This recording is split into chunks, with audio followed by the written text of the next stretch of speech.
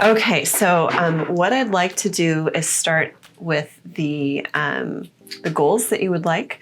And you mentioned you would like to improve your focus, your mood, and your overall brain function. Great goals, and absolutely things we can do. You wanted to understand your anxiety, find out if you have ADHD, and understand why you are the way that you are. Right. Okay. I think that's like the number one thing, and very vague, but you know, getting a brain scan, I feel like it's you, and you get to see you as you are and you for you. So yeah, I guess that was my number one goal, just to understand how I am, especially the anxiety that I've had since I was probably like 13 years old. So finally being able to, you know, get some answers, and whether that's a diagnosis or just tips and whatever to help that is really exciting for me. So yeah. So have you taken medication in the past? I mean, I saw that you took Zoloft for a little while. Yeah, I took it for about 6 months, I believe. I don't really remember the time frame, to be honest. That was like a weird time in my life, so I just kind of don't remember a lot. But yeah, I took it for about 6 months, and I think it worked for a little bit, and then I definitely had some side effects to it, and the withdrawals were pretty gnarly. I got brain zaps, I got body zaps, and those were so uncomfortable, and it kind of scared me from medication. And in general, it took me like 4 years to try even get to the medication. Like, I don't like medication. I don't even like Advil. Like, gotcha. I try my best to just be as natural as possible when it comes to putting things in my body. As far as medicine. So that was a really hard decision, but also I was kind of desperate. So yeah, I quit medication and things were okay. I think it just comes in waves, you know, and I don't know if it's a chemical problem, if it's like, if you can see it as a problem, like on my brain scan. It's just kind of like, I just don't know. So the anxiety comes in waves? Is that what you mean? Yeah, like it'll come in waves typically, like by months. I'll have like a really, really bad month, and then I'll have a completely fine month. And like this month, I feel actually like a lot better. I can actually go outside. I'm not having terrible brain fog. I'm sleeping like somewhat better. Even if I do get a little sleep, or I'm just restless and my brain's awake all the time. Like it's just kind of like not a set schedule. So does it seem like it's not really attached to a stressful event? It seems like it's sort of free floating. Is it coming without clear cause, or is it sort of flaring when stress is higher? Right. Honestly, I've had it for so long that I actually don't even know if it's always there to some degree. It's just there, like it's an entity. It's attached to almost anything in my life that it seems. If it's something new that comes to my life, I'm like, oh, I'm excited, it's new. And then somehow it just takes that and it turns it into anxiety or another stressor. Or like, I feel like it's just something that's attached to me that just kind of turns everything around me into mush. I guess I could say, for lack of better words. I don't like that, you know? That's really descriptive to describe your anxiety as an entity. That's right? What it feels like, you know? And it's like always like stuck there. It's there. It's in the back of your head. It's breathing on the back of your neck. And like, you can mask it. I am very good at masking. No one will know I'm having a panic attack unless I am actually not okay. But like, for the most part, like I can push that entity away and put it, you know, under my feet for a second, but like it's strong, and I feel like pushing it down just makes it want to come up more, and it kind of just unfolds worse sometimes from that. So, you know, it just depends, I guess, but yeah. All right, so let's look at some brain scans. On this set of scans, what we're looking for is the surface and the contour. So the color does not matter. SPECT scans are images that show blood flow. And on this set of scans, we're looking at blood flow through the surface of the brain, which is the outer cortex. If we see nice smooth surfaces, then that tells us there's healthy blood flow in that area. And if we see dents or holes on a scan like this, it means there's a reduction of blood flow. We know that a reduction of blood flow potentially means that function in that area is not as good. Okay. Totally makes sense, yeah. So again, color doesn't matter. We're just looking for shape and contour. And if we see a dent or a hole, it does not necessarily mean there's a dent or a hole in your actual brain. It just means there's lower blood flow in that area. Got you, okay. Okay, great. Right. So this is your concentration scan. right here. Whoa, that's so interesting. So it looks like you may have had one or more head injuries. Does that make sense? Head injuries? Head injuries. Did you ever No. fall out of a tree or go over handlebars as a kid? I did in preschool hit my eye. Ah, interesting. And I had to get stitches. I was knocked out. I don't remember it. But I was in preschool though. That's interesting. Yeah. It knocked you out. I don't remember it. All I remember was then all of a sudden I was in a car driving to the hospital and I was just in shock. And interesting. I remember being like in shock, just staring out the window of my mom's car or my dad's car or someone. I don't remember. And then I remember being in the hospital right before they took me on the bed and put me to sleep. And then I got stitches. Okay. It's actually a significant head injury. Was it? Yeah. So your temporal lobes, do you see how there's sort of this edge around the front edge? Yeah. Here? That is, the temporal lobes are really susceptible to head injuries. And you can see how do you see from the side as well? Yeah. You can compare it to our healthy example. Right. So temporal lobes look like they were a little bit injured and did not completely heal. Is that or like? Yeah, it's on the side. Okay. Mm-hmm. It's on the side and it's actually on, let's see, this is the right side, this is on the left side, but it doesn't, you can get hit on one side or the other and the temporal lobes can be damaged from any direction because the brain is super soft inside a fluid to protect it, from being knocked around, but it's got a really hard skull.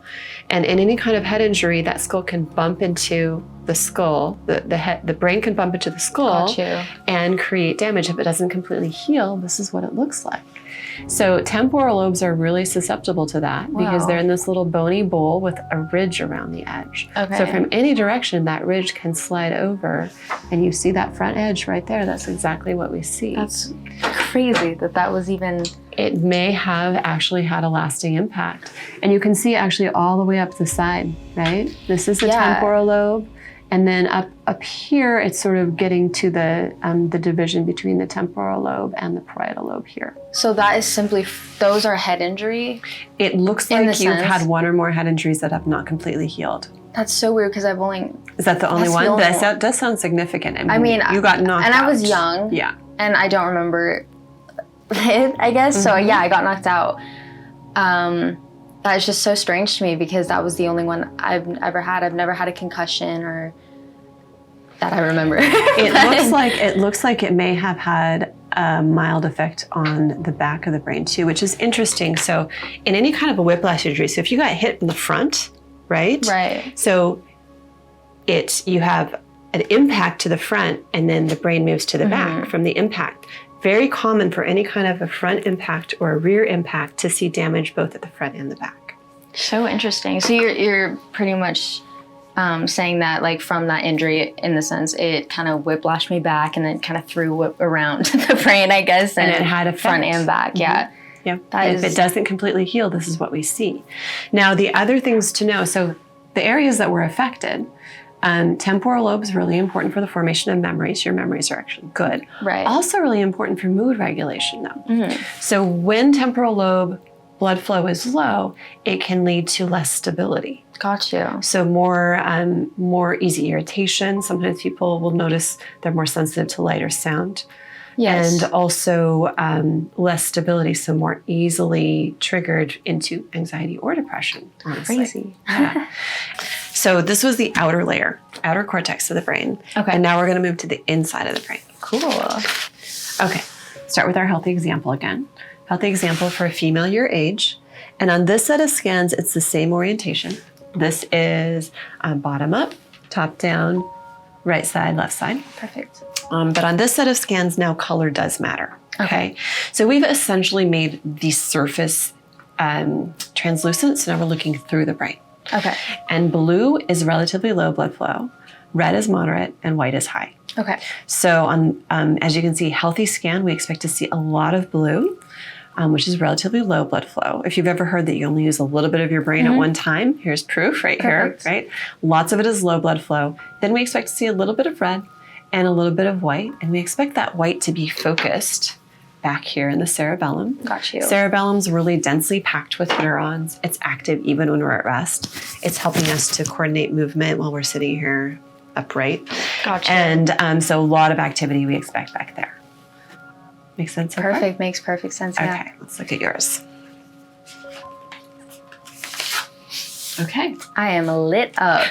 Wow. A lot of activity there. She is moving and going. It's a little different than our healthy example. Oh, for wow. Sure. Yeah, that's insane. So the thing that jumps out to me first is this area up here. You'll notice not only do we have red, but it's actually white, which means you've got a lot of blood flow there. Okay. And this is significant because this is your anterior cingulate gyrus. The anterior cingulate gyrus, Dr. Amen talks about it as a gear shifter for your brain. Okay. When it's really bright like this, remember we talked about cognitive inflexibility, hard time going from one thing to another and getting really easily distracted? Yes. Right there. Okay. So this is the gear shifter for the brain. And when it's lit up like this, it means that it can get stuck on. Okay. Right?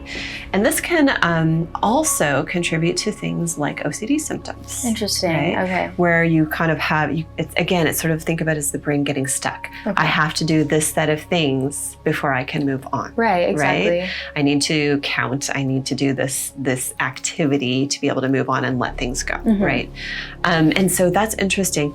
Now, the other areas that are a little bright for you, notice we got a little white right here. Yeah. This is the thalamus. The thalamus is the center of the limbic system or the stress response system in your brain. And when it is really bright, this will make you more prone to negative thoughts and depression. Again, the limbic system, really trying to keep you safe in the world. Okay. So when it's really bright like this, that's what we think of. Got you. The other thing that is of note is you've got some bright spots, both on the right and the left, that are primarily your basal ganglia. Thalamus and basal ganglia, all very important areas of the limbic system, and this creates a bright stress response in your brain. Basal ganglia makes you much more prone to anxiety. So interestingly, you have right here a higher area for depression right here, making you more prone to anxiety, and then here, making your brain get stuck. I mean, this makes a lot of sense, right? Yeah. And this is actually not an uncommon pattern in people who have had significant trauma. Okay. Again, the brain is trying to keep you safe in the world, and it's sort of on alert. Got you. This can make it really hard to relax. Yes. Right? And actually, I think it's important to recognize this is in concentration. So if you're having a high stress response in concentration, if your brain thinks you need to run from the saber-toothed tiger, it's a little hard to focus and concentrate. Yes, right? Absolutely. So the key here is that we really need to calm down the stress response in your internal brain, and that will actually help you with focus and concentration. It'll keep you from getting so stuck. I think it will help with the OCD type symptoms that you have, and it will really help to calm the anxiety. As I mentioned, like an SSRI could be very good to calm that anterior cingulate gyrus and really support mood, decreasing anxiety and depression. But to avoid side effects, let's start with a supplement and see how that feels. If it's not enough, we can revisit the question of medication. I agree, yeah. Okay, so my favorite would be one that Dr. Amen created called serotonin mood support. So it contains B vitamins, active B vitamins, B12, B6, and active folate, and something called 5-HTP, which gives your body the building blocks to make more serotonin. Okay. So it is fantastic for depression, anxiety. And the nice thing is the B vitamins in there give you a little energy. Okay. So I usually recommend you take it in the morning because then you're gonna benefit from the energy and motivation that it gives you as well. I don't drink coffee, so hopefully that will help. Yes, so this no is actually caffeine. better than coffee. Okay, absolutely. perfect. It gives you energy in a good way that's brain healthy. Amazing. I am really optimistic that we're going to get you feeling well. Yay, and thank that you so much. this is really going to be helpful. Yes, absolutely. I will write everything up. Perfect. And we'll go from there. Yay.